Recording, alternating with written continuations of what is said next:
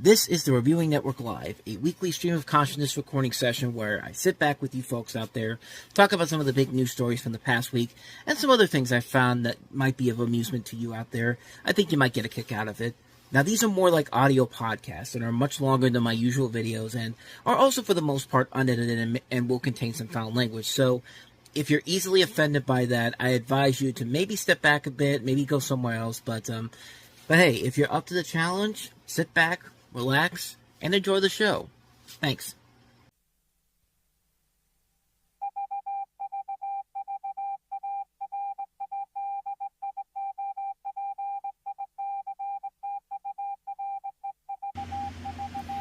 And for the 56th time ever, we are live. Hello, everybody, and welcome to another episode of the Reviewing Network Live, your weekly show where we take a look at the past week in the world of movie news, entertainment news in general.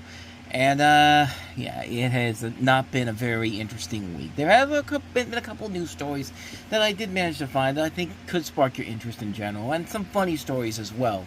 But overall, not a very good week for news in general. But we will get to those in just a little bit here. As, of course, we usually begin with the show here.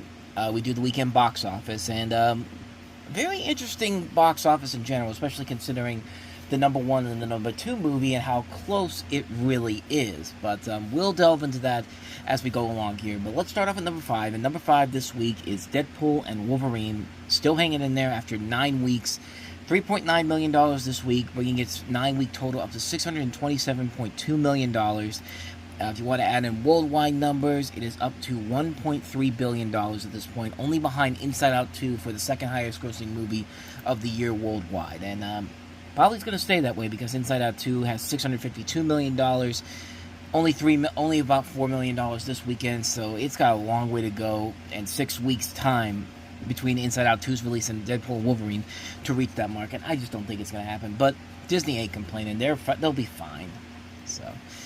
So let's go ahead and get to one of the two new releases in the top 5 this week, and that is at number 4, and that is Never Let Go, which is a movie from Lionsgate, who has not had a good year so far, especially the last month, where they've had flop after flop after flop, and this one isn't going to do them any favors either, and this one is also can be considered a flop as well. In this one, you had Halle Berry as this woman who, basically it starts off with a family that's been haunted by an evil spirit for years. Their safety and their surroundings come into question when one of the children questions if the evil is real. And you've got Halle Berry in there who, she's called Mama in this, and you have these two twins who are at the focus of the situation here. Directed by Alexander Aja, who gave us The Hills Have Eyes, High Tension, Mirrors, Crawl, and you would think that this would be a movie that Lionsgate would, try to hope for some good fortunes for, but $20 million to make, only brought in $4.5 million, so yeah. And the cinema score for this, by the way, not very strong, a C+. Reviews for it aren't bad in general, so it might have a chance in terms of having a cult following, but in terms of the box office, this is not a good start for this movie. And for Lionsgate, it's just been one after another, and their biggest misfire to come is next week, and that is, of course, Francis Ford Coppola's Megalopolis, which is not expected to do very well either, despite the high budget that film has. But we'll save that for next week's conversation, because that should be a very interesting conversation, how the controversy helps that movie or doesn't help that movie in general. But anyway, moving on to number 3, last week's new release, Speak No Evil, which brought in $5.9 million, dropping 48% from last week, $21.4 million. These movies are very cheap to make. It's a Blumhouse movie, so $42 million worldwide. They've made their money back, so they're fine on that front. So they'll be fine on that front. But let's get to probably the most intriguing situation we have right now, because by about $1 million, the number 2 movie this week is Transformers 1. Brought in $25 million even. I'm trying to see what the budget for this is. I think it might have been, if I'm going to take a guess before I even search it, I'm going to say maybe around $100 million. Kind of in the middle. It says the budget here is $75 to $147 million. It has $39 million in terms of box office worldwide, so It did very well with critics. It did get a respectable critical reception. Cinema Score has it an A, which usually is very good for the longevity of these movies, especially for family films in general. This is one I wanted to see. This is directed by the guy who did Toy Story 4. It's a prequel to before, Optimus Prime and Megatron became who they are, Orion Pax and D-16. And you got Chris Hemsworth, Brian Tyree Henry, Scarlett Johansson, Keegan-Michael Key, Steve Buscemi, Lawrence Fishburne, and John Hamm. And early reviews for this are very good in general. And, this is probably the only weekend it's got, because next weekend all the buzz will be on The Wild Robot, which is expected to do very well. It's already got a lot of good high praise, and it's definitely one I'm looking forward to checking out. I'll check that out next weekend, as well as Transformers 1, because I didn't get to see it this weekend. But what's interesting about this weekend is that everyone projected it to be the #1 movie at the box office this weekend, but lo and behold, Beetlejuice is entering its third week as the top grossing film of the weekend. $26 million. So there's a $1 million difference between Transformers 1 and Beetlejuice. So there's a possibility that when it's all said and done, when the final numbers come out, it could be much closer than we expected, or possibly the two films could swap around. Maybe Transformers 1 becomes the #1 movie, maybe Beetlejuice is the #2 movie. We don't know how that's going to turn out in general, but Beetlejuice is still hanging in there. $26 million, brought in $226.8 million this weekend. In terms of its domestic gross in total, $329 million worldwide, so not really a surprise in general that this is still sticking around in general, because there hasn't really been anything to really combat it. Next weekend, I think the buzz is going to be on The Wild Robot, and it will more than likely be the #1 movie next weekend, and then after that, all the eyes will be on the Joker sequel, Joker Folie à Deux, which, I'm not going to lie to you, the more I see of this trailer for Joker 2, the more pretentious and the more terrible it looks. Like, I was looking forward to it when they first announced it, but the more trailers I see for this, the more obnoxious and the more pretentious it really looks. Because it does really look like a very pretentious movie in terms of, like, having this bold message behind it. Like, I'm still kind of curious to see it, but I don't know. Like, the more I see trailers for it, the less and less I get excited for it. But as far as Transformers 1 is concerned, I think it'll still do very well. I think it should make back its budget in general when you count worldwide numbers. The film did very well with critics in general too, so I really don't see how this movie could possibly not make its money back in general. The buzz on it has been very good in general, but it just will all depend mostly on what happens with The Wild Robot, which I do think will make more money next weekend, but I think Paramount was kind of hoping for a little bit more for this movie in general in terms of the #1 movie. But it did look like a really cool movie. I'm definitely looking forward to checking it out. I'm really excited to see what they do with this film in general. So I'm really looking forward to seeing this next weekend along with The Wild Robot. So that's the weekend box office. So let's go ahead and get to some news stories. And like I said, it was not an interesting news week in general, but there was a couple things I did want to bring up here. And let's start off with what I think is the biggest news story of the week, and that's what's going on over at Disney. So out of everything that came out this weekend, this was probably the biggest story of them all. And it's not because this person was let go for anything that she did that was seen as bad or anything, but Jennifer Lee, who's the Disney Animation Chief Creative Officer and an Academy Award winner, is stepping down from her role as the studio's Chief Creative Officer, and she's going to focus on writing and directing Frozen 3 and 4. This story comes from Variety, and it starts off by saying, Disney Animation Chief Creative Officer and Oscar winner Jennifer Lee is reshifting her focus back to filmmaking, stepping out of her role as the studio's CCO to fully focus on writing and directing Frozen 3 and Frozen 4. Jared Bush, who won an Academy Award for Encanto, is one of the writers and executive producing for Moana 2, has been named the studio's Chief Creative Officer. Lee is writing and directing Frozen 3 and writing and executive producing Frozen 4 with Mark Smith, the sequels to Disney's Animation's 2013 Snow Queen-inspired cultural hit Frozen, for which he served as a writer and director. The movie made $1.3 billion worldwide, earning 2 Oscars for Best Animated Feature and Earworm song Let It Go. Longtime Disney creative, Bush won an Oscar for 2021's Encanto, for which he was a writer and director. Earlier, Bush was an executive producer on Raya and the Last Dragon, co-director and co-writer of Oscar winner Zootopia, and received an Emmy for Zootopia Plus. He was a writer on the Oscar-nominated Moana and served as a writer and executive producer for Moana 2. His schedule also includes directing and writing Zootopia 2, set for release next fall. Jared Bush is an incredible filmmaker and talented executive who's been a prominent creative force at Disney Animation for the past decade. I am thrilled that he'll be taking the reins of the storied studio, said Disney Entertainment co-chairman Alan Bergman in a statement. I also want to thank Jennifer Lee for her passionate leadership over the studio over the past several years. She's made an indelible mark on both Disney Animation and the industry. I know she has so many more stories to tell, and there's truly no one better suited to oversee the continuation of the beloved story of Frozen. Lee was named CCO of the animation studio in 2018 following the departure of John Lasseter. At the time, she was additionally writing and directing with her Frozen helm and collaborator Chris Buck, Frozen 2, which opened in 2019 and made $1.45 billion worldwide, though it wasn't as celebrated as the original. This is from Jennifer Lee. I am so grateful to Bob and Alan for supporting my decision to return to filmmaking full-time. I've always believed in Jared's incredible talent and can't wait to see, with his passion and dedication to animation, what he brings to the CCO role. Said Bush, I am so deeply grateful to Bob Iger and Alan Bergman for their faith in me, and thankful to Jennifer for her leadership and her generous support as she embarks on the next chapters of Frozen. I am so excited to work with our filmmakers, artists, and Disney Animation team members as we shape the future of this legendary studio together. So there you go.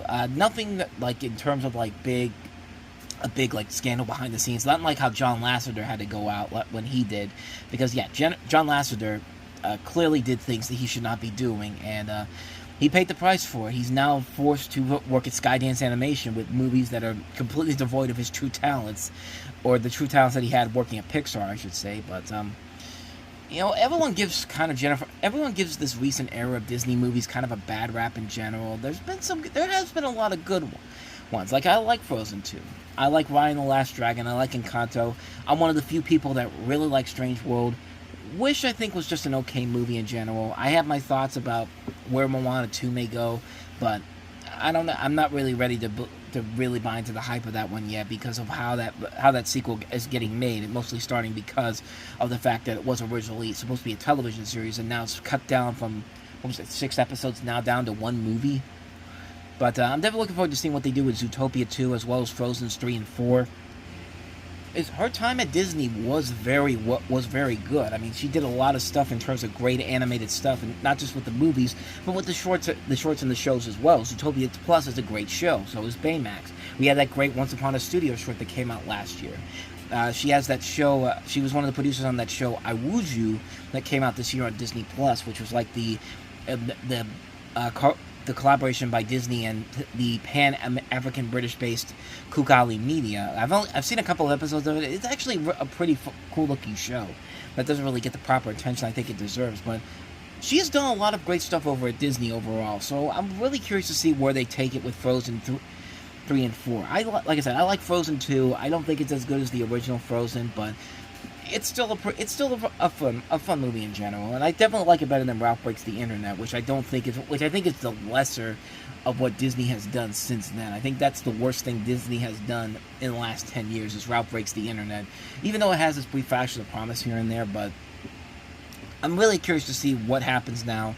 I think they have a great person in Jared Bush coming in there. Jared Bush, of course, as they said in the thing, did Zootopia, but he's also done a lot of stuff such as he was involved with Big Hero 6. He did the work on Moana, Zootopia, and you know, I'm definitely very curious to see which direction they go with where the studio goes from here, because you know, right now Disney right now is kind of in a limbo mode right now, because we really don't know where the future of the animation studio goes from here. The last couple movies they've put out have not been the successful movies that they should have been, and they do have a couple of other. They did announce a couple of things at D23 that did sound promising, like you know, Moana. It's like Zootopia 2. I'm definitely looking forward to heading back into there. I'm really curious to see what this new project they've got for 2026 is going to feel like, and yeah, I'm curious to see where Frozen 3 will go and 4. So I'm definitely. The future is looking optimistic for them. I would like to see a nice return to form for some really good Disney movies like we've had over the last couple of years for them, but I'm one of those people that isn't completely going against Disney on everything they do, because it's just getting to the point now where that's getting so ridiculous now. It's almost like with everybody saying, well, The Simpsons needs to go away. Why? Because it's been on too long and the voice actors are clearly getting annoyed by it. If the voice actors were clearly getting annoyed by it and didn't want to do it anymore, then why the hell are they still there? I mean, really, like, I don't know. Like, to me, I'm not going down that level yet. But for this, I mean, I'm very curious to see where Jared Bush takes the studio from this point. So, So that was really the biggest news story from this particular week in general. There was a couple of other stories of noteworthiness here, so we could just run through these pretty quickly. So let's go ahead and move on to the next story involving James Cameron. So, James Cameron is in the news this week. He's still working on the Avatar movies. I think we're getting the next one, I think next year, if I'm not mistaken. It's either next year or the year after that. I can't remember which one it was, but he did make news this weekend because he has purchased the rights to his next project once he finishes Avatar. And this comes from Deadline Hollywood, and it says that Deadline can reveal that Oscar-winning filmmaker James Cameron has purchased the rights to Charles Pellegrino's forthcoming book, Ghost of Hiroshima. Cameron has committed to use that in the 2015 Pellegrino book, Last Train from Hiroshima, as the basis for a film he will shoot as soon as the Avatar production permits. Cameron shared with Deadline that the two non-fiction books will be adapted into one uncompromising theatrical film. It will mark Cameron's first non-Avatar film since 1997's Oscar-winning Titanic.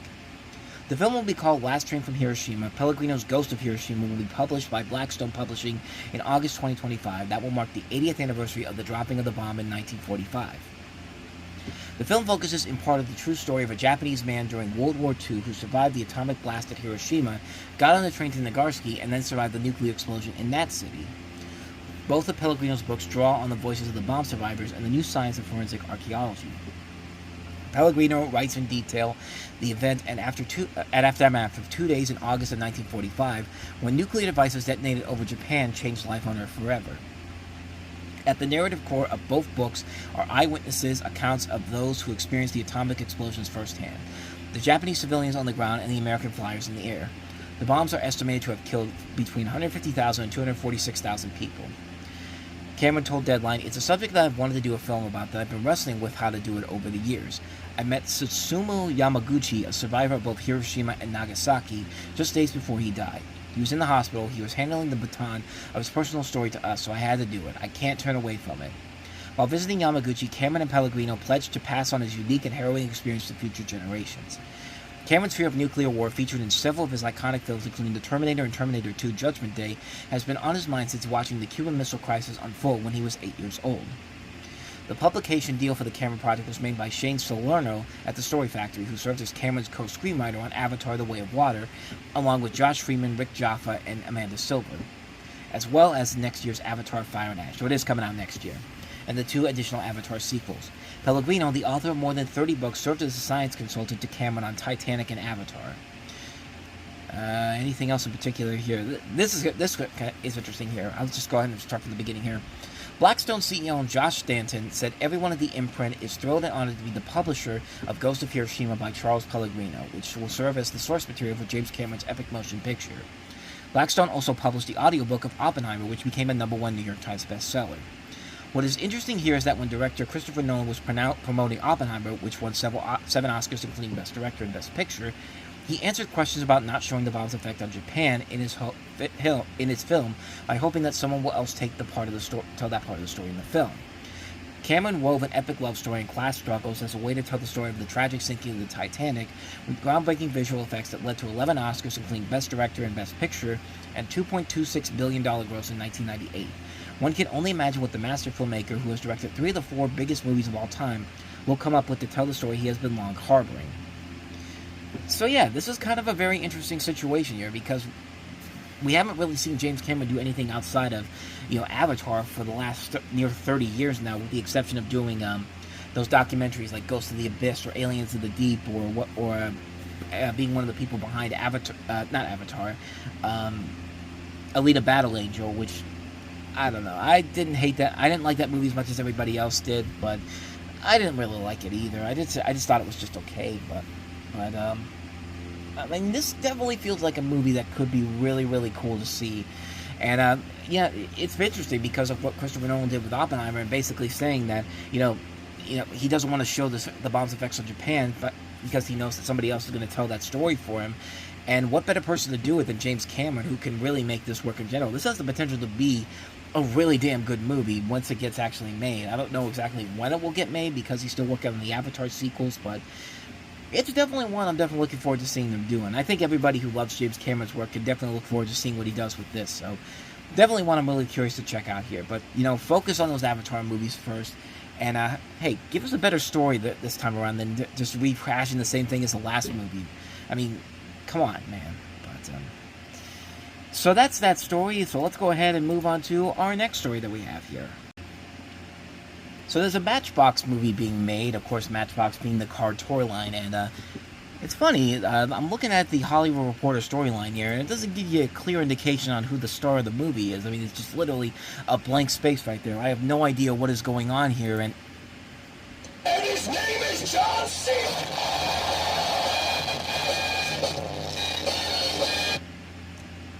well, there goes my lame attempt at trying to do a joke about John Cena. I mean, obviously, you can't see John Cena, and of course, you gotta have that famous meme, and his name is John Cena! There we go. Dun, dun, dun, dun. So yeah, that was my joke right there, but John Cena has signed on to star in a movie version of Matchbox, and the story from the Hollywood Reporter says that Apple Original Films has snagged the mighty film package that hails from Skydance and Mattel Films. Apple Original Films, good lord. So it's going to have a $200 million budget and won't be shown in theaters yet. Good job on not showing Wolves in theaters this week, Apple. You're really making a case for why you should keep spending all that money on these movies that are never going to make a profit to you whatsoever. But I digress. This film is being directed by Sam Hargrave, who was behind the gritty Extraction movies, and is coming in full throttle with a script by David Coggeshall, Coggeshall, I think I'm pronouncing that right, who wrote the action comedy The Family Plan for the streaming and tech giant, and Jonathan Trooper, the author and scribe who wrote the Ryan Reynolds action-adventure feature The Atom Project. Mattel is the toy brand first created in 1953 and acquired by Mattel in 1997. Mattel competed with Matchbox in the die-cast car space with its own line, Hot Wheels. According to lore, automotive enthusiast Jack O'Dell designed the first car for his daughter, who was allowed to take it to her school only if it was small enough to fit in a Matchbox. When his daughter's school friends too began clamoring for a Matchbox car, an iconic brand was born. Plot details are being kept under the hood. While Hollywood has been trying for years to bring Hot Wheels to the big screen, this appears to be the first time Matchbox has been developed as a movie. And yeah, they've been trying to do Hot Wheels for a number of years now as a film. I think they actually did say recently they were going to do it, but let me see if I can find it. Yeah, the most recent one I see here was April 25th, 2022, with J.J. Abrams as Bad Robot behind the scenes of the movie. But that's been it's almost 3 years now, actually, since we've had that, so take that with a grain of salt. But that's been something they've been trying to make for a number of years now. As far as a Matchbox movie goes, I remember the Matchbox toys. I mean, I remember the toys in general. I feel like they're doing this now because, Barbie was such a big hit, and so everybody's going to try to grab whatever toys they can and make a movie off of them. Like I said, Hot Wheels, they've been trying to make a movie off of them for a number of years. Matchbox is now one. Creepy Crawlers, Light Bright, let's go ahead and keep... I mean, the possibilities are endless with how many more toys and board games will become movies now, especially with the success that Barbie had last year. Do I think this is going to be successful? Not with Apple on board. I just don't see it, because Apple has been notoriously known for spending way too much money on movies that will never, ever make a profit for them. I mean, the big thing this week with Wolves, like, that movie cost over $200 million to make, and you're not even going to bother to try to get some of that money back in general, because that it's not going to, because every time you put a movie out in theaters, it doesn't make any money whatsoever. And we saw that earlier in the summer with Fly Me to the Moon. Then, of course, last year we had the triple whammy of Killers of the Flower Moon, Argyle, and Napoleon. And they still continue to do this, but yeah, it just makes no sense whatsoever why they don't even bother putting that movie out in theaters, especially considering that the movie did actually get pretty good reviews in general.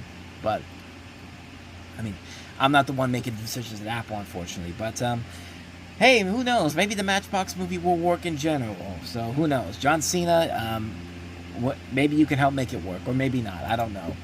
Here. And his name is John Cena! Okay, I think we get the point here. Let's move along. And speaking of Barbie and, things from the past that are getting a movie treatment now, hey, the Sims movie is finally getting made. What has it been, 25 years since that game first came out, and now Hollywood is deciding to make a movie off of it. And I've got the story here from Variety, and that is beginning with the Sims movie adaptation from Amazon MGM Studios has been officially confirmed by video game maker Electronic Arts.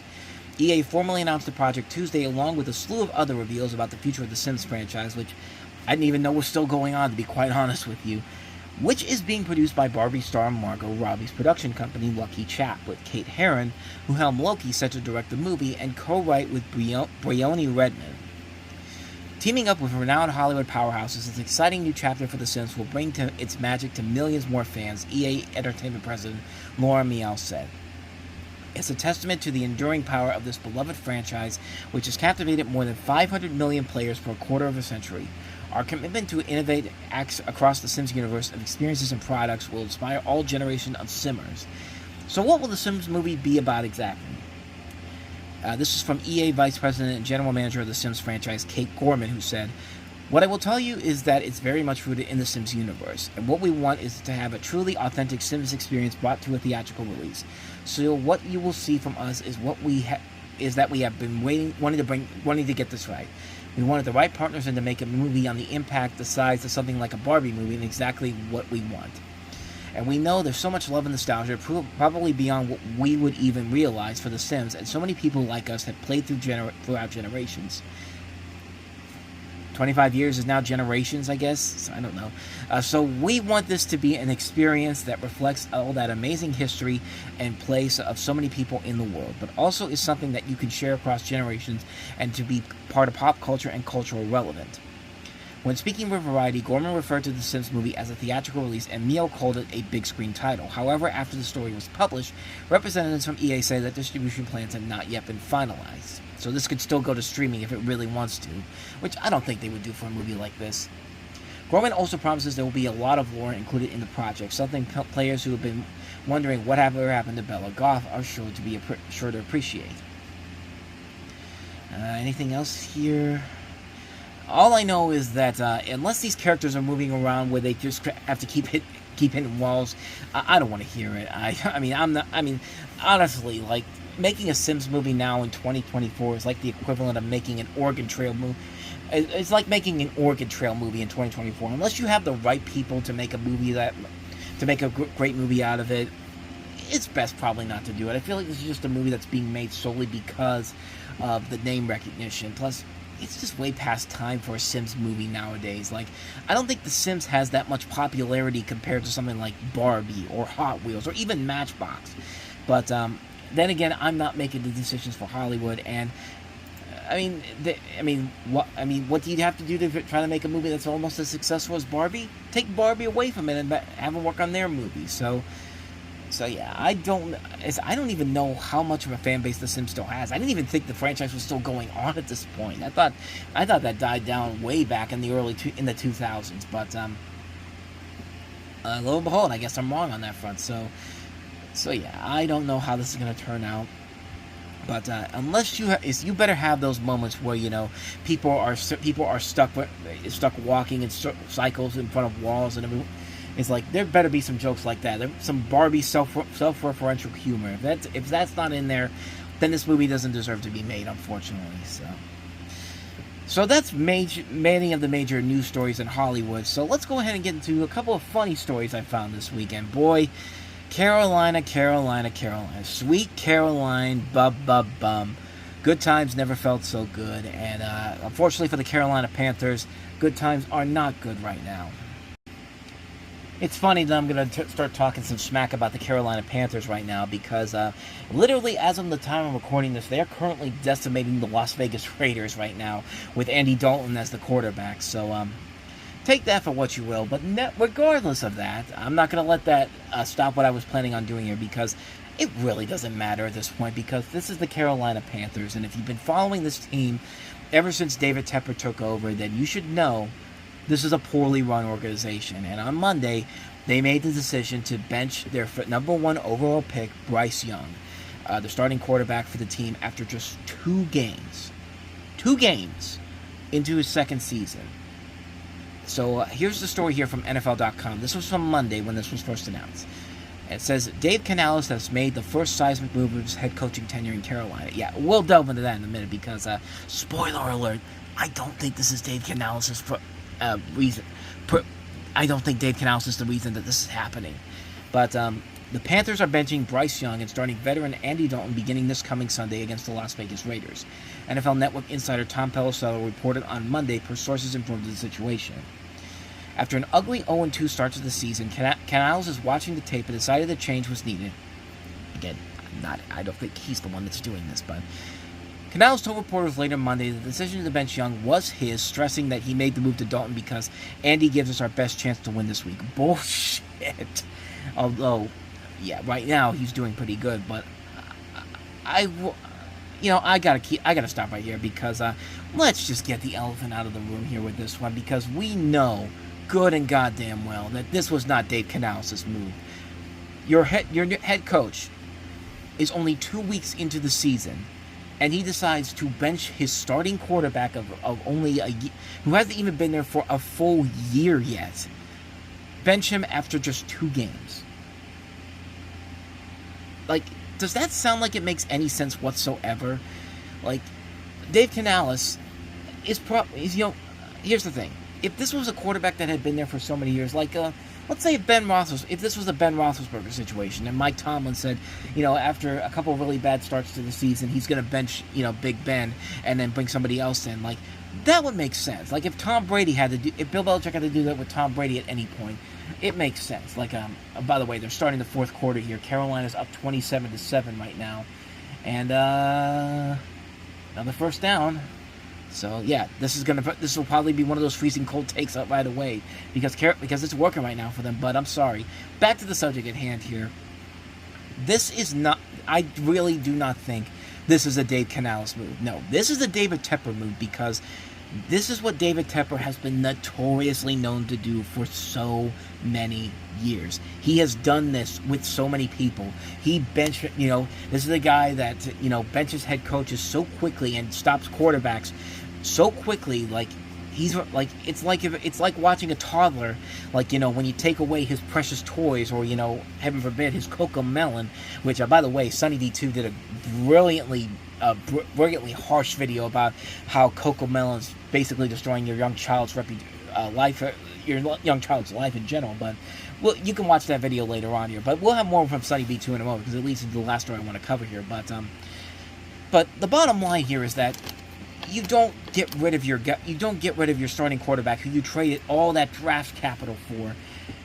Yeah, the head coach doesn't do that if he's only been there for only 2 weeks starting his season. But more proof to me that this is not a move by David Tepper. Let me go ahead and find the clip here. This is from the Rich Eisen show earlier this week, and he had on David Sampson, who talked about what was going on with the Carolina Panthers and why, the Panthers owner, David Tepper, should be blamed for what's going on in the benching of Bryce Young. So let me go ahead and play the clip for you right here. I got it right here. It's about 5 minutes long, so we'll go ahead and play it here. Is that why David Tepper's is firing coaches? David Tepper's firing coaches because he is the most meddling, unsuccessful owner. He finally has made our ownership group look so good, which is, how hard is that?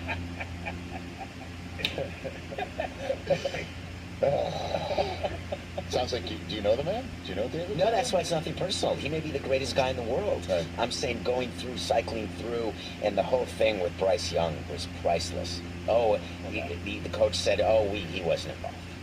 Can you imagine? Well, he said that he spoke. Canales said that he spoke to the owner, but he wasn't going to reveal what he said. But my point is, if you're the owner, if you're Tepper, you're telling the coach, I hired you to fix the guy. I okayed, Bryce over CJ because I enjoyed the young man when I got to meet him, and I had, dinner with him, and his. The CJ, of course, he's talking about is CJ Stroud, who did not have a great day today. But I'm going to bring this back into play with Rich Eisen later, because when these videos came out during the week, Rich Eisen, who I have a lot of respect for, I love his work at ESPN, I love what he does at NFL Network, I love what he does on the Rich Eisen show, but he's still stuck. I think he's still stuck on this mindset that this was not a David Tepper move. Like, he thinks that this was all on Canales, which, as much as I love the guy, come on, man. You cannot be serious with this. But I'll let the clip keep going.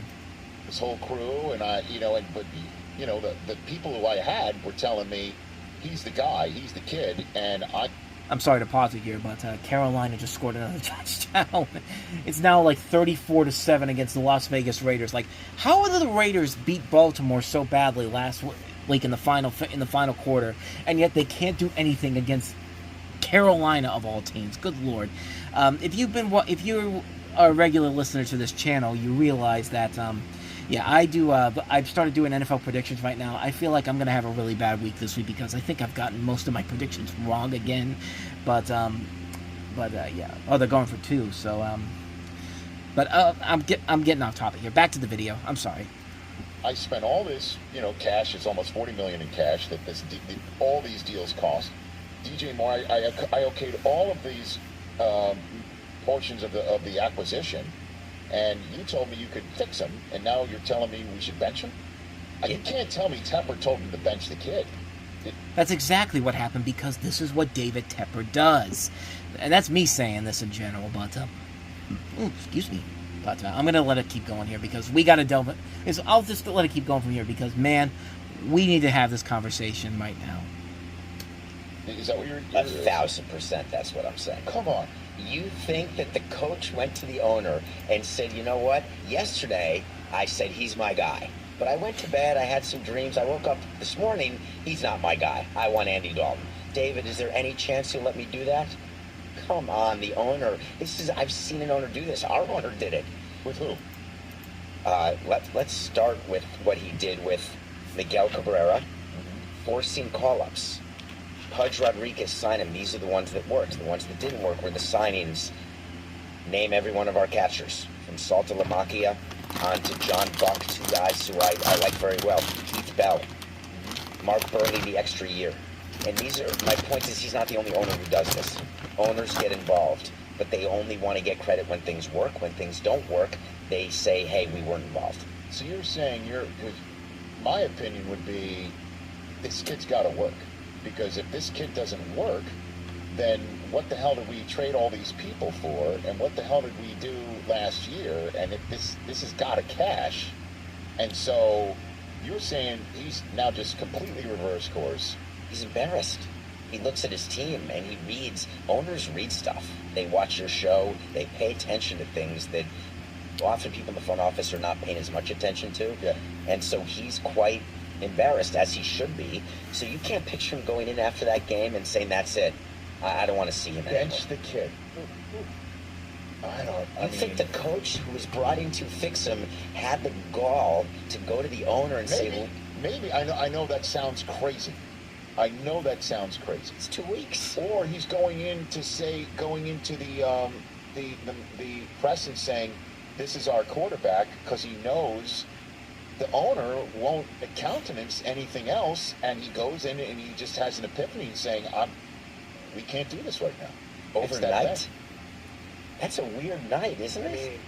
I mean, listen, is it possible that he did have that change of heart and convinced the owner and the GM in one set of meetings to change like that? That sounds fantastic. I know that doesn't sound real.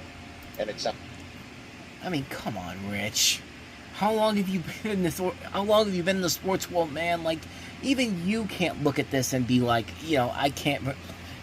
He's got to be BSing with the people right now because somebody as smart as him cannot see that this is obviously on David Tepper because, as I said before, he's notoriously known for doing this. He has done this. He has done everything in his power to surpass Dan Snyder as the worst owner in the history of professional sports. I mean, he's literally up there with guys like Dan Snyder, Hugh Culverhouse, Margaret Schott. Who's another one? Who's another one I could think of that was a very terrible owner? But the point I'm trying to make here is that let me just give you a rundown of what has happened to this Carolina Panthers team since David Tepper took over. The Panthers started 6-2 in 2008. Then they came to Pittsburgh and got completely dismantled. Cam Newton had an injury to his arm, and he was never the same after that. They won one game in the next, what is it, like 8? Let's see, in the next 8 games. They finished the season 7-9 of starting 6-2. The next season, they suffered as Cam Newton got injured again. 2 weeks into the season. and then they basically put him out for the season because he had a season-ending foot injury. So the Panthers had to go through Will Grier and Kyle Allen, 2 rookie quarterbacks, and the Panthers when they got to week 6, they were actually looking pretty good. They were 4-2 after an 0-2 start. Kyle Allen actually was winning games for them, and then after the bye week, once again, won 1 game in the rest of their entire season, dropping to 5-11 after starting 4-2. They got rid of Ron Rivera, which, yeah, some people might call it a dick move to do that before the season, but it had to be done with him. Like, his stick was getting old too fast. He was gambling way too much on critical wins in general. Like, they lost games because of some of the moves he made, so nobody's really getting on him for that. Flash forward to 2020, so they have to basically redo the entire roster in general because, not only did Ron Rivera leave, Cam Newton was released after the Panthers were unable to find a team that was willing to trade for him, and then Luke Kuechly announced his retirement not too long after the season ended. So they essentially hired Matt Rule, who turned the Baylor program, the Baylor program around from they started off in Baylor as a 1-11 team, and then they went to 7-6, and then the year before they went all the way to the Sugar Bowl, and they were 11-3. They were hoping that the same thing was going to happen when he got to Carolina. Like, he was going to be the guy that was going to turn the whole thing around. Unfortunately, they didn't have a quarterback.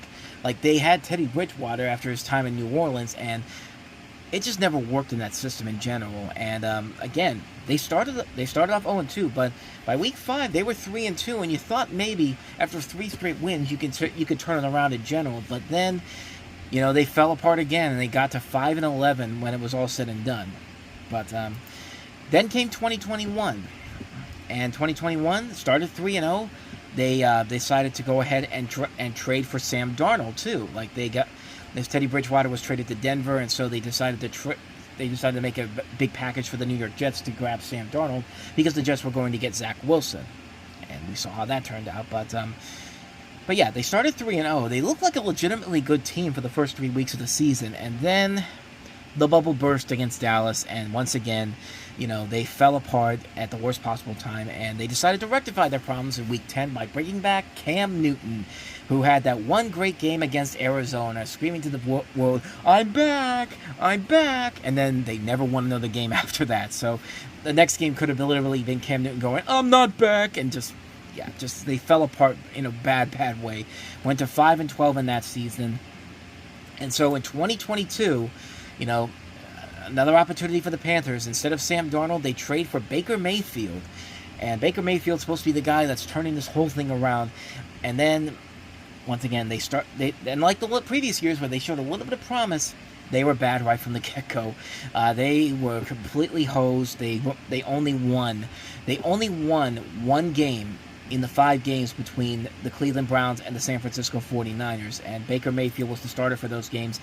Everyone thought Baker Mayfield was a bust, and so he, and after that Week 4 game, Matt Rule was fired, and then Steve Wilkes came in, actually turned the team around, believe it or not. But so they decided to So as it was clear that Baker Mayfield was not going to be anything of significance, they actually cut him midway through his first season there, which is funny because not but 4 days after he got cut, he literally went to the Los Angeles Rams, claimed off of waivers, and so he basically had 2 days to learn the playbook for the Los Angeles Rams, and beat the Las Vegas Raiders in a convincingly easy, it's a shocking win, a game-winning 98-yard drive, which ended up becoming the longest touchdown drive of his career.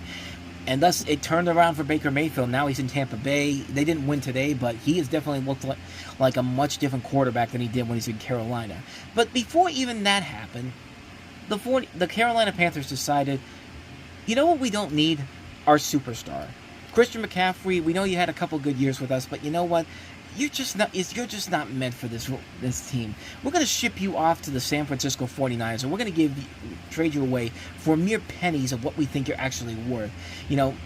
And surely this guy's going to go to the San Francisco 49ers and never be heard from again. Clearly, he's never going to do anything of importance in San Francisco except become one of the main reasons why San Francisco made it to the Super Bowl last year. Oops. So, yeah. And and by the way, Steve Wilkes, the interim head coach, once he came in, the team actually started winning again and had a chance to potentially get into the playoffs because, let's be honest, the NFC South division was not a good division whatsoever, and they finished the year 7-10.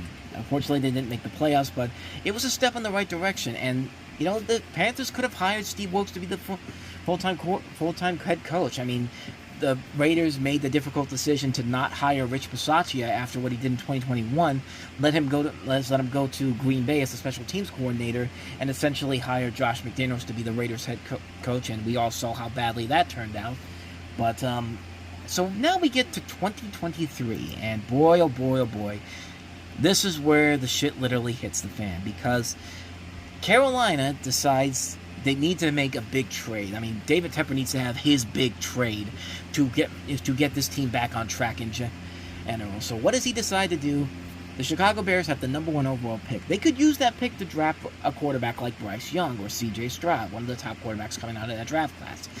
So Carolina decides to do the unthinkable and put together a package deal for the Carolina Panthers to get the number 1 overall pick. So here's what they gave up. Carolina acquired the number 1 overall pick from the Bears in exchange for DJ Moore, their best wide receiver, the number 9 overall pick, a second-round pick in the 2023 draft, a first-round pick in 2024, and a second-round pick in 2025. So they still have trades that are still going on from this, and so they could pick whichever quarterback they wanted to. The new coaches they hired, including Frank Reich, as well as Josh McCown, and also who else did they have? Deuce Staley, who was one of the assistant head coaches. They had their potential of who they wanted to grab. So they could have grabbed C.J. Stroud if they wanted to. The coaches wanted C.J. Stroud. However, David Tepper wanted Bryce Young. And so what happens? They use the number 1 pick on Bryce Young. And he's supposed to be the savior of the franchise. This is the guy that's going to turn things around. So guess how many games they won last year? 2. 2 out of 17 games. 2-15 was their final record, and they were not convincing wins. Yeah, you got to win against C.J. Stroud and the Texans, but you know what?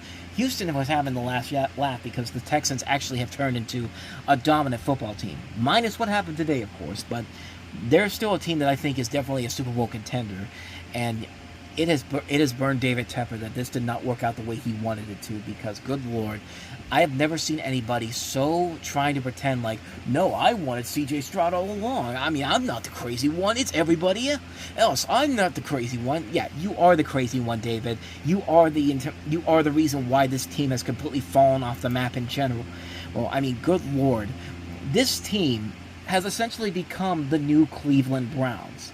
That's what this team has essentially become, because they have spent all this money, all this draft capital, trying to fix these problems, and every time they do something here, they just can't pull it together because they're such a terribly run organization. And David Tepper knows that he's on a hot leash right now, because it's not getting any better for him at this point. Like, if this team doesn't get any results, if they literally have to get rid of Bryce Young, which they probably will end up doing, like, this team is gonna be in the hell that the Cleveland Browns were in for the longest time. And I haven't even brought up the fact that Brian Burns, their defensive star, the Rams had a chance to give him 2 first-round picks for Brian Burns. The general manager didn't do it, and instead decided to trade him for the Giants for, again, mere pennies, a second-rounder and a fifth-rounder, when you could have had 2 first-round picks. They were literally giving you 2 first-round picks, but you didn't want to give them to the Rams. Like, how stupid are you to do that? Like even I, who would never know how to do a proper NFL trade, would look at this and go like, dude, you have to be kidding me right now. Just, this whole organization is such a joke and such a disaster. It's amazing how in 6 years, David Tepper took this once promising franchise that literally was a game away from getting to the Super Bowl in their second year of operation in the 90s, and has now been reduced to being the biggest laughingstock in the NFL. Again, maybe not today because of what they're doing against the Raiders right now, but still. There's no denying that this team is a complete mess right now. They are the new Cleveland Browns, and this is going to get worse before it gets better, and the season hasn't even begun yet. I would be shocked if Bryce Young ever takes a snap as a Carolina Panther ever again.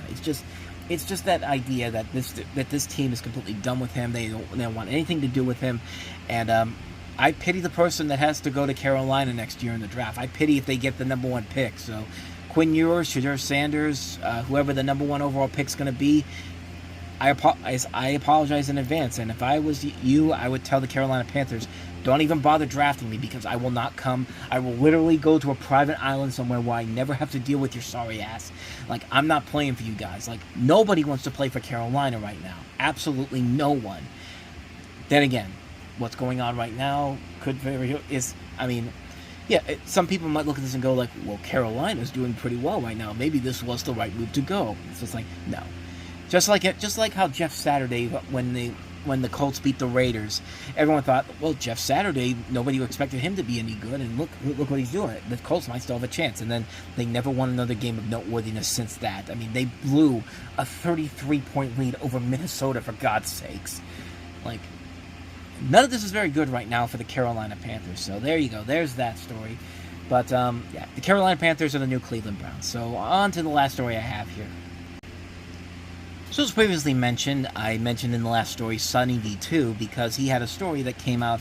This was actually a story from last week in general. I wanted to cover this in last week's episode, but I just didn't really have the time to do it, and I completely forgot about it before I was putting that show together. But I did want to remember to put it in this one because, my God, this story here, the story from last week in general, for those of you who don't know who the Pink Sauce Lady is, I didn't even know who she was until I saw this recently. I didn't even know this was actually a story that I didn't even know this was related to something on social media. But if you don't know who the Pink Sauce Lady is, Pink Sauce is a pink dipping sauce created by TikTok user Veronica Shaw, better known by her screen name Chef P. Food safety and label concerns caused the Food and Drug Administration to stop the production and online sale of pink sauce. A recipe change in partnership with Dave's Gourmet brought it to store shelves in January of 2023. However, following a reformation of the recipe, I'm trying to find the story here, but they took it off the shelves in general. And he'll explain it. Sonny B2 will explain it in this video here, but I wouldn't be really covering the story until I heard from the mouth of this woman. And I don't want to say anything bad. It's like, I don't want to say anything bad just to be mean, but I'm sorry. This woman is a fucking idiot. Because, as you're going to find in this video, she couldn't handle simple, straight things that you need to do if you're going to put out a food out there.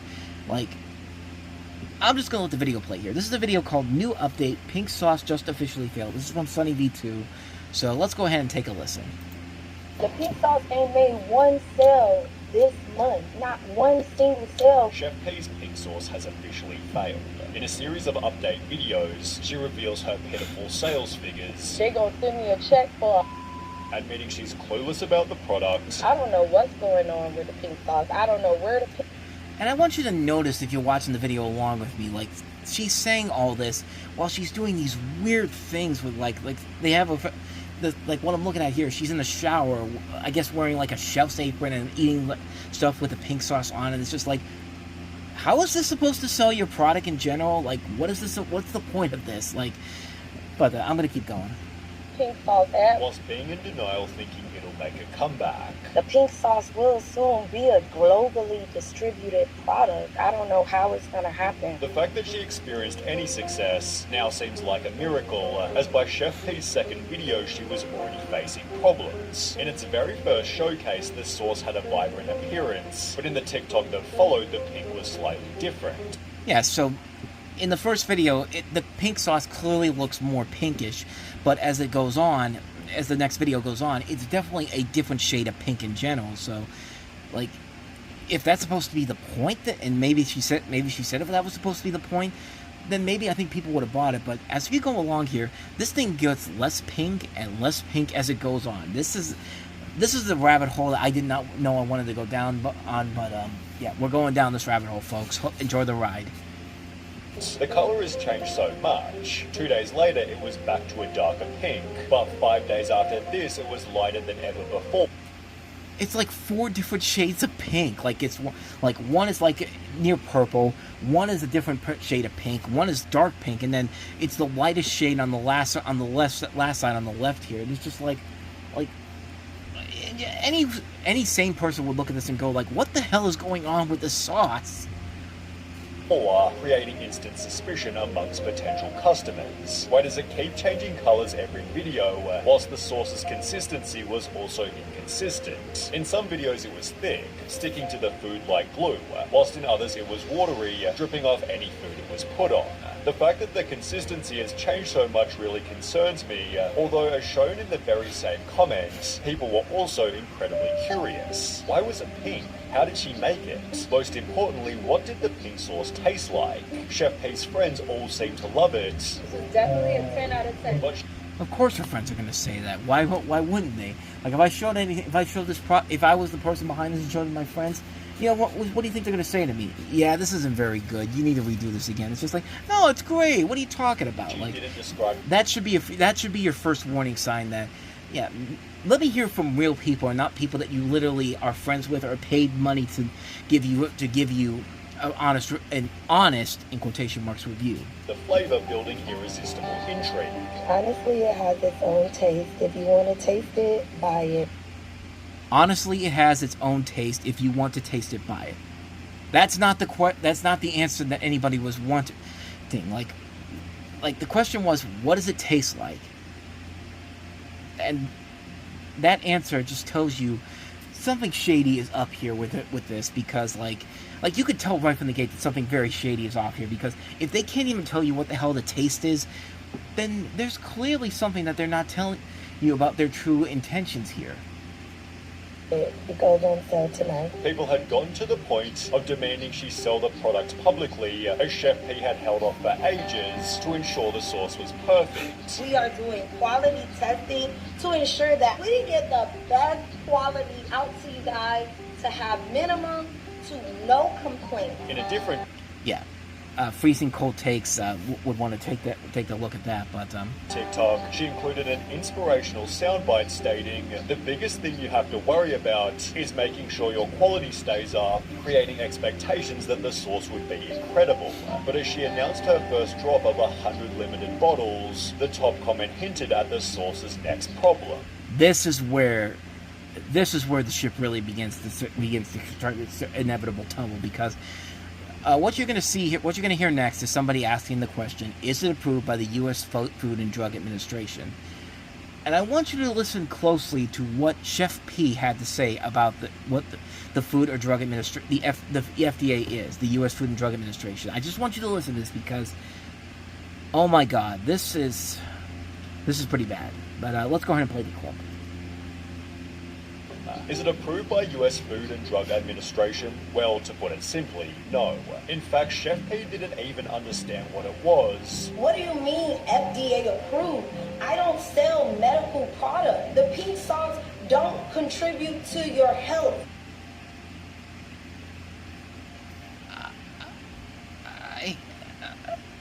I gotta play it again for you because I couldn't believe it the first time I heard that. The question was, is it approved by the U.S. Food and Drug Administration? And what does this woman think FDA means? What does she think this means? Understand what it was. What do you mean FDA approved? I don't sell medical product. The pink sauce don't contribute to your health. Thinking the F in FDA stood for pharmaceutical. Pharmaceutical.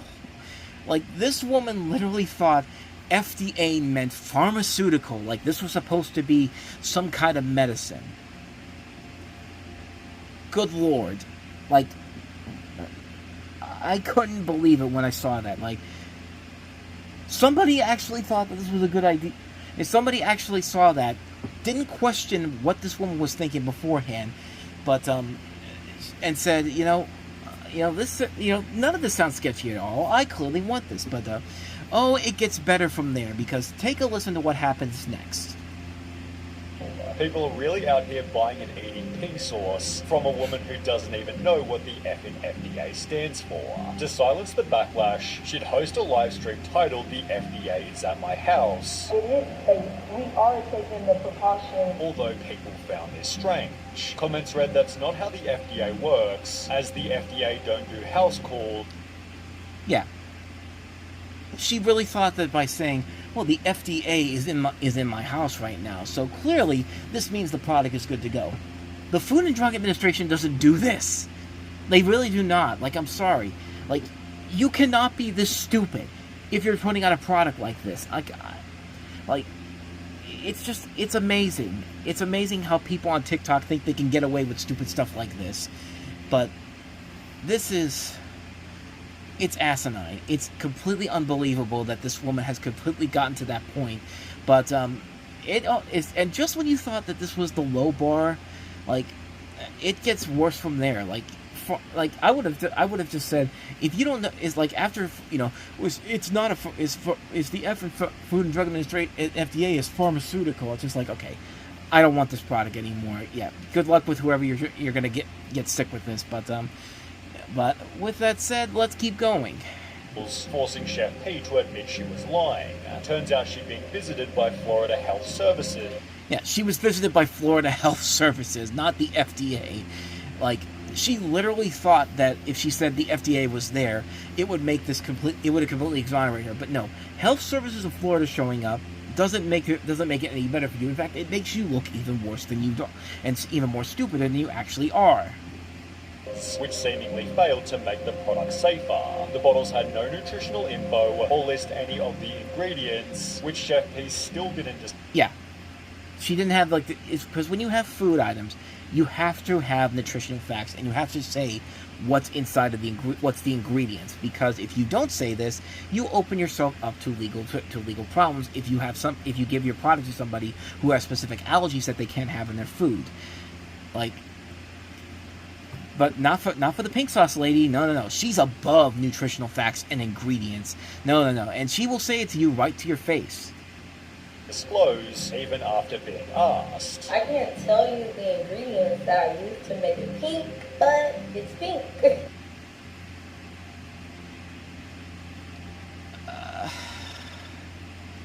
People really bought this. People were really that stupid to buy into this. I can't tell you what ingredients are in it to make it pink. I just know that it's pink. Like, this is the definition of a scam. Like, it's not even a scam by a smart person. This is a scam by a dumbass and an idiot that is just sucking money out of you if you bought this and bought into this because she knows that her celebrity is more important than anything about health and nutritional facts in general. Like, this is the type of person you would expect to be somebody who would be behind, I don't want to get political here, but you know exactly which party I'm talking about here. But moving on, back to the video. At a different time, she even lied about ingredients, claiming it had no garlic. The pink sauce contains 0 raw garlic ingredients. Although in a video of her making it, you can see raw garlic floating in the mix. This fucking dumbass literally has a video that says there's no garlic. Literally the next video you see, garlic is in there. So she's straight up lying to people. And at this point, like, if you were really one of those people that was so stupid to not get to this idea that, hey, maybe, just maybe, I shouldn't be involving myself in this product, but no, I'm gonna buy it anyway because fuck it. I respect this lady. Like, it's just... Continuing on. People therefore stated, okay, but for real, what herbs are in the pink sauce? Because, like, I'll get some, but I don't want to have an allergic reaction. No ingredients listed sounds like a lawsuit waiting to happen if someone has an allergic reaction, forcing Chef P to reluctantly oblige. I've been seeing all the shady comments. There will be nutrition facts. Calm down. No, you kind of literally have to tell us how you made it pink. To which Chef P responded, I don't have to do anything. Of course, my package will have nutrition. Yeah, that's not a good way to sell to your customers. I don't have to do anything. Like, yeah, you kind of do. You have to tell people how the stuff is made. And Okay, so the nutritional facts do eventually get put on there, but yeah, I just want you to take a listen to some of the facts on here. Let me see if I can find that in particular. Oh, before we even get to that, part, I want to get into this because this is all the more hilarious about what happens here when they start putting these bottles out. This was confirmed as she sent her first shipment, but the top comment predicted there'd be shipping problems. Hey, I deliver for USPS, and we kind of just shove packages into the mailbox or lock boxes. These things are probably going to overheat and curdle or explode. So keep in mind here, she shoves these packages into the mailbox or lock boxes, and the person is literally telling her these things are probably going to overheat or curdle or explode. She's putting them in envelopes. I package stuff all the time. I sell stuff on eBay and Mercari, and no matter what it is, especially with food items, it's best to put them in a box or wrap them up where they can't explode like that, because I'm guaranteeing you that in those envelopes, you just put the thing in there and that's it. Like, that's all she did. Like, there was nothing about, like making sure the product doesn't explode or anything like that, but as we found out, that's something that should have been figured out, because guess what happens next? Which turned out to be perfectly accurate. Oh my god. Look.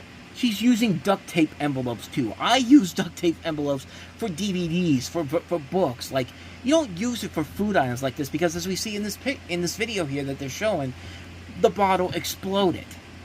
Get this! It don't even say pink sauce on this bitch. The sauces had been sent in the middle of summer, and after taking 2.5 weeks to arrive, many had fully exploded. And this is, no ma'am, we're not trying this with this. It stinks. Like, they're literally duct tape envelopes. Like, how stupid do you have to be?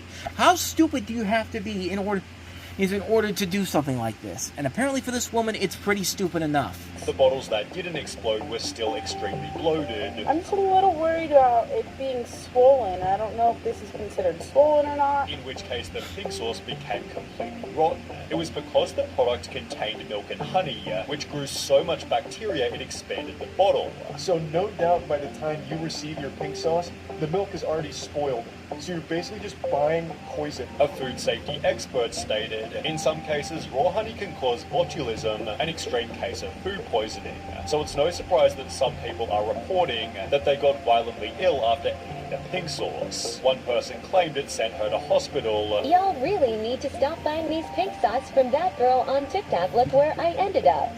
She ends up in a hospital. So yeah, this is like, even after you see the bottle the way it is, you still decide to eat this. Like I don't want to blame the person in the hospital. I mean, yeah, it's stupid for you to do that, but you still ended up in a hospital. So yeah, regardless of what happens, this is all on this woman for how this turned out. Like my God. And I'm trying to get to the part where she decided where they show, where's she at? Where's this woman at? Like, where is the pink sauce lady in here? And surely she's trying to fix the situation here, right? No. Explaining the pink sauce gave her real bad food poisoning. It seems to be the oil that she put on that sauce didn't sit well on me, whilst a Reddit user posted a similar story. My 13-year-old daughter bought a bottle of pink sauce online without my knowledge and is now in hospital. I can't even think straight. Chef P responded by claiming that these weren't real. People making fake reports saying that they were getting sick from the pink sauce. However, they never even made a pink sauce purchase. But with like, how dumb do you have to be? I know the whole video is going to be me just going like, how dumb do you have to be? How dumb do you have to be? This woman is extremely dumb to think that these are fake reports. Like, why would you think that? Like, this is somebody who clearly has no idea what the hell they're doing and wanted to make a quick buck and do whatever it takes, because as we're going to find out here in just a little bit, there are nutritional facts, but the facts that they have on there are completely BS. Correctly listed ingredients. Like nutritional facts, 444 servings per container, and serving size is 1 tablespoon. But that'd be bad enough. But if you look down at the ingredients, you have water, sunflower seed, oil, raw honey, distilled vinegar, which could mean ginger if it's like you can't even tell if it's supposed to be vinegar or ginger, but like Like, it doesn't make any sense whatsoever. Like, it feels like they put this on there because... She put this on there because, like, she was getting too many complaints about the nutritional facts and the ingredients, so screw it, I'm gonna put it on there just to shut you all up. For example, the bottle's label misspelled vinegar as vinger, which could have just as easily been a misspelling of ginger. Another person noticed her using a white mayo-like substance, which also wasn't listed. She is using something that's not here to give it that particular color and consistency. But the problems with the label only kept on going. There is nothing in the label about refrigeration, nor is there an expiration date on the label. In addition to knowing... Yeah, nothing about putting it in the fridge, nothing about an expiration date. Like, that's stuff that you need to put on there if you're selling food items. I don't know how much more specific I gotta be about this. Expiry or refrigeration warning. The bottle incorrectly stated it had 444 servings, 444 which at 14.4 grams per serving meant the bottle should have weighed 6.4 kilos or 14 pounds. To add a cherry on top of the cake... Yeah. This woman got so sick and tired of it. You could just tell she clearly just went online, just put up a random nutritional facts thing, and just put whatever she could put on there, and like, people bought it. People will buy it. Like, the label didn't fit the bottle, but surely Chef P was on standby to fix potential. Oh, so here we go. This is what I wanted to get to here. Surely this woman's going to fix these problems, right? I mean, you know, she's facing a ton of legal charges. She'd probably be facing a ton of legal charges if she doesn't fix the problem here, but, nope. Problems. Well, instead, she was partying on a boat, blaming the customers for the product shortcomings. She was partying on a boat in Miami when these people were getting sick, and she put the blame on the customers for doing this. Like, I think you all know what I'm going to say here, and we're not even halfway through this video yet. There's still only 6 more minutes to go here. You guys are judging a prototype. A prototype is when a product is not an official product. However, a lawyer... She says that a prototype is not an official product. Let me just go ahead and see the definition of prototype here. Prototype. The first or original model of something which could be used as a basis for future designs or copies. For example, a company might design a prototype toaster before testing and selling it. A prototype can also be a full-scale operational model that incorporates new features or designs. A prototype can also be seen as a standard or typical example of something. One problem. This is food. Food does not have any prototypes. Take that for what you will.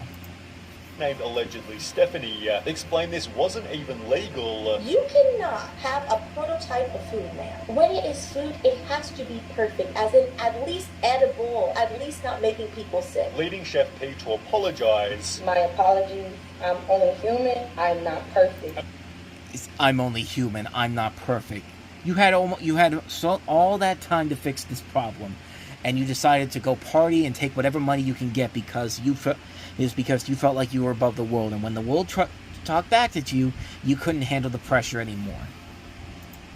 And removed the sauce from sale until she could fix its problems. In the meantime, people began to joke. It's all fun and games till you see her pink sauce in the store, although nobody expected this would actually happen until it was announced you could buy the sauce in Walmart. So now we're getting to the point where the pink sauce is now available in Walmart stores, and okay, so they were going to talk about how she got with this company, Dave's Gourmet, and you know, all should be right with the world. All is fine and dandy, right? Nope.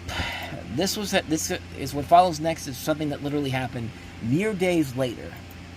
The taste of that victory must be sweet, although only 16 days later, people already found the bottles being taken off shelves. People started to post videos showing that the pink sauce is going on clearing, which, by the way, look at this color, and look at the color.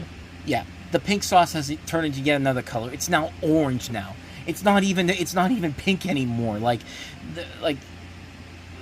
this was made by a different company too. This was made from another company besides the company that made the company that made the original pink sauce to begin with. And this is where we're at right now. Like, that the pink sauce lady showed. That is not pink. As mentioned, the color had also changed dramatically. In multiple different TikToks, the contents turned a yellowish brown. In reality, Yellowish brown. I guess I said orange. Sauce. Possibly informing another massive price drop. It's funny because most of the pink sauce is on the clearance section in Walmart for 50 cents, but somehow the bottles still fell further. So a video just went viral showing the pink sauce on clearance at Walmart for just 25 cents a bottle. The original price was $7.78. Like, even if the stuff was good, I would never pay $7.78 for pink sauce. Like, that's like. Chef P's comments filled with people calling her a failure, yet she'd respond by stating when they say you fell off, but pink sauce just sold 200,000 bottles. Delusional.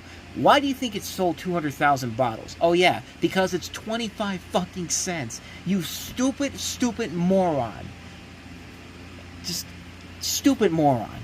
I need a little bit of a break here. Hold on. Actually, I needed to take a break because I was only 25 minutes worth of footage for that one section there. But, like, you really have to be that delusional and that stupid to say, they say you fell off, but pink sauce just sold 200,000 bottles when your bottles are literally 25 cents at Walmart. No shit, you sold 200,000 bottles for 25 cents. Just for a little bit of factual checking here, let's take a look and see what 200,000 bottles times 25 cents essentially would be like. Let me go ahead and take a look here. 200,000 times 25 cents. $50,000. Yeah.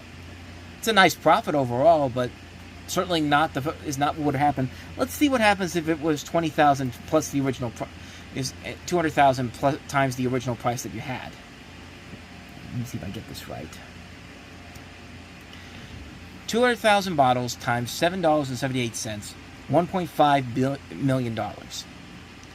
So you went from something that was something that could have made you $1.5 million to $50,000. For any normal person, that would be a great thing. But yeah, when you set those high standards for that, it just really shows how delusional and how stupid you really are. Because this has to be one of the most delusional and most stupid people I have ever heard in my entire life. Like, this is why I wanted to cover this, because this was just so unbelievable at how this woman thought she was going to get away with all of this in general. And as luck would have it, karma has a way of getting back on your ass. People therefore thought she was doing extremely well, although it turns out the opposite was true. I almost got evicted from my home. I had to go get $20 from my mama. But what about the 200,000 bottles you sold? Yeah, as we find out here, she claims that she's actually broke due to the faulty deal. Pink Sauce creator claims she's broke due to a faulty deal. I don't even have enough money to buy my kids food. And also, holy crap, you have kids? What do they think about this whole situation? That's what I'd like to know. The article explained Chef P had opened a GoFundMe trying to raise $100,000 as right now I don't even have enough money to buy my kids food on my own. My mum is on disability and has been giving us $20 just to get by on a daily basis. You can't get by on $20 on a daily basis. Like, you could probably survive on $20 a day if you were smart enough if you were smart and balanced your money out the proper way. But this woman's not smart in balancing out her money by any means necessary. Not at all. Like, this was confirmed by a video showing her eviction notice, claiming Dave's Gourmet had stolen her recipe and ruined the product by changing its color. Dave's Gourmet should know why the sauce turned yellow when it hit the shelf. She further added they lied to me. They are not paying me and are not being transparent about records. I have been silenced and financially sabotaged. They are refusing to pay me the royalty that is owed to me. These people defrauded me, so I would have to sue them for fraud. Although it is, so she's talking about how this company treated her so badly, but but this is where it just gets even more hilarious. This is probably the hardest I laughed in this entire thing, because as they're going to show a report from this company about the demands that she wanted for the sauce in general, and how she was going to promote this, and it's just it's just unbelievable. Just listen. It turns out this was just another lie, because Dave's Gourmet responded, explaining they'd paid her $120,000, which... So yeah, they paid. First off, they paid her $120,000 in money since the pink sauce sold. Since they got the pink sauce in August of 2022. So where did that money go? Lavish vacations. Which Chef Pete had wasted on luxury spending. They'd further explained that she'd requested over $10,000 in marketing expenses to throw herself a birthday party to maybe be featured on TikTok. She also requested that... To maybe be featured on TikTok. They pay for her dress $800 and shoes $600 plus. Chef P also attempted to submit business expense reports for personal expenses, like buying 4 pairs of sneakers or expensing her grocery bills, but when... Like, this has to be the dumbest person I have ever seen in my entire life. So not only did you blow $120,000 that you got from this company, you requested an additional $10,000 for a party that may be featured on TikTok, and also asked them to pay for your dress, pay for your shoes, and then submit business expense reports for personal expenses like buying 4 pairs of sneakers and expensing your grocery bills. And then it follows up by saying she communicated that she had spent the entirety of her previous advances and that she needs another advance to feed her children to avoid being evicted. And the company actually sent her 2 advances totaling $5,000. Like, this is... I've never seen somebody this stupid before.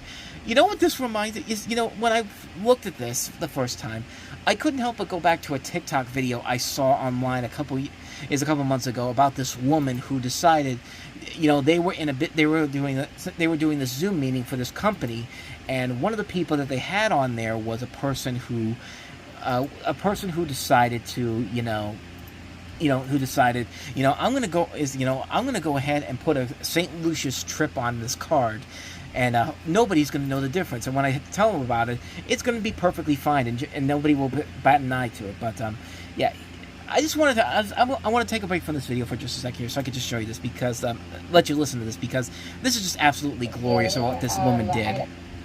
So let me go ahead and play the clip here. It's only about a minute long. I'd asked for you to research some poker. The video, the title on the TikTok, the subtitle on the TikTok thing is, when our intern put 2 tickets to St. Lucia on the company credit card and how we handled it. Retreat options for 2024. I noticed a credit card charge for 2 flights to St. Lucia for December, and I'm just curious of what that is. Oh, I mean, that's just so that we can go and scout before we actually have the retreat and make sure that it's like the vibe, and I mean, it looks like the vibe, but how will we know unless we've gone ourselves, Who's we? Well, so Anna thought it was a really good idea to come with, so that... And Anna's just nodding her head like, nope, not me. I had nothing to do with this. This is all this bitch's fault. Like, she's literally just got her finger on over her mouth and just like, no, don't drag me into this, bitch. So that she could get some content and get some B-roll and make it, it's not just like a fun trip. Like, we're obviously going to be working, and like, yes, it's in the Caribbean, but it's like, we're going to be taking photos and like, they keep zooming in on everybody else, and even they're like looking at this going like, are you really this stupid? Do you think that we're really this stupid that we're just going to let you slide on this? And the boss, I'm guessing she's the boss in this, has a perfect is follow up to how is a perfect way to react to this specific storyline. Videos and like obviously working. Like, they show one person who's got like these bug out eyes. Like, are you really trying to do this? Okay, so you don't see how booking 2 first-class tickets to St. Lucia is a massive waste of company money? I don't know that I would say massive. I mean, it's like, how would we not get first class? I'm just confused. Like, how would... She's literally talking about first-class accommodations for a trip that she shouldn't even be putting on here in the first goddamn place. Like Like, seriously, how stupid do you have to be? Did you fly to St. Lucia? Okay, so let's go ahead and schedule a one-on-one after this meeting. I don't feel like it's appropriate to kind of dive into this further and what a kind of horrible decision that this was on your part. So let's schedule a one-on-one for later today, and like the woman who put this on the card has no remorse whatsoever for this whole situation in general. Well, like, she has this look on her face like, oh, whatever. Like, and like you see, and like there's a thing there's a thing on the bottom here that said, is like a title, like a caption that says, "Remember, not everyone will be a perfect fit for your team, and that's okay." And very true. Like, I wanted to bring this up because of just how stupid how stupid people can be sometimes, and this is pure stupidity on her part in general. But I wanted to cut away from that for a little bit. But it cuts back here so nicely to what's going on here with this woman right here, with the pink sauce lady, because, like, there's a lot of delusional people on TikTok. There's TikTok detectives. There's all these stories about how TikTok detectives are so hell-bent on proving that they're right and everybody else is wrong, and yet they're the one, and yet it's them that's the wrong ones. I know what I'm doing because I watch a lot of investigative discovery shows, and I clearly know how to solve mysteries in general. You're not on High Potential, and you're not Dee Reynolds from It's Always Sunny in Philadelphia. That's a television show. This is real life. Like, these are real situations that you have to deal with here. And we've only got a little bit more of this pink sauce thing going on here, but I just want to finish this up here because, good Lord, like, I've never been so flabbergasted at how stupid somebody can be with a situation like this. Dave's Gourmet would not approve these expenses. She got upset and never collaborated with them since. Chef P instead took her GoFundMe earnings and relaunched the pink sauce in a new powder format, which supposedly somehow completely sold out. People joke that she probably only had 10 in stock, to which Chef P angrily responded, "Thanks for keeping me on the algorithm with your meaningless comment. If she did only have 10 in stock, August the Duck bought 40%. There are 4 total sauces, 2 blue sauces, 2 pink sauces, exposing the product as extremely expensive.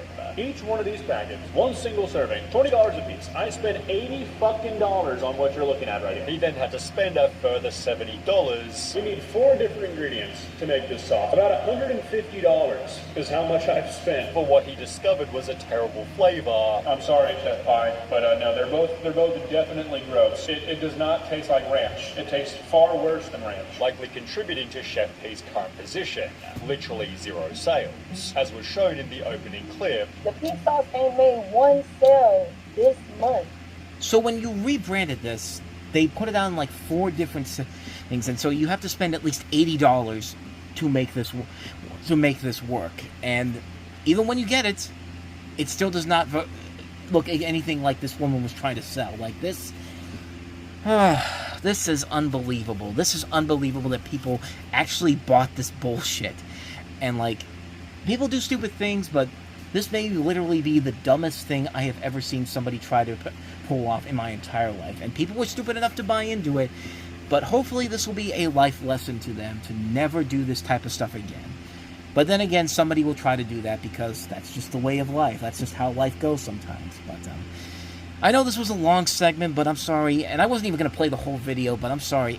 All of this is just an incredible example of how delusional and how stupid somebody has to be to try to sell you something that clearly does not work, clearly is not good for you, and clearly has no remorse about it whatsoever, and is only sorry because they got caught doing it. Plain and simple. So yeah, this took much longer than I thought it was going to. More longer than any of the other stories I think we had to cover this week. So, I know you're tired. I'm tired too. So let's go ahead and get the hell on out of here. Let's take a look at some recommendations for the week and then get the hell on out of here. Alright, so in terms of recommendations this week, we had kind of a slow week last week because there was no big new releases. But this week, a couple of big new releases coming your way, including Bad Boys Ride or Die, which is, of course, one of the big hits from this past summer. Will Smith and Martin Lawrence. A really good movie in general, and one that I thought was very good. I thought it was a ton of fun. I should be getting the Steelbook for that coming up this week, so I'm definitely looking forward to get that to you, to show that in the next Movie Stop episode. We have Longlegs that comes out this week. Despicable Me 4. I haven't seen Longlegs, although I've heard some pretty interesting things about that particular film. Despicable Me 4 I did see, which was not a good movie. What else comes out this week? Friends, the complete series comes out on 4K if you want to get a 4K version of that show. But other than that, though, I think the big new release I'm looking forward to the most is Bad Boys Ride or Die. So that's one I'm definitely looking forward to pick up. That's my big recommendation for the week in general, that movie in particular. But other than that, though, that's about it. That's it. You know, it's been a very, very long show, especially with that last story I had to cover. But with all that said, that's going to wrap this episode up for this week. So thank you so much for watching and listening. And if you want to see more of these, please hit the like button, subscribe button, and the notification button. Please do all of that. And we post here every single day. We do Time About the Movies clipless versions, which we're getting closer to matching up to where we're at right now on the main channel. We started doing NFL predictions this week. We do trailer reactions. We have a bunch of videos on both our main channel and this channel here. So please hit the like, subscribe, and notification button on both videos. Do that.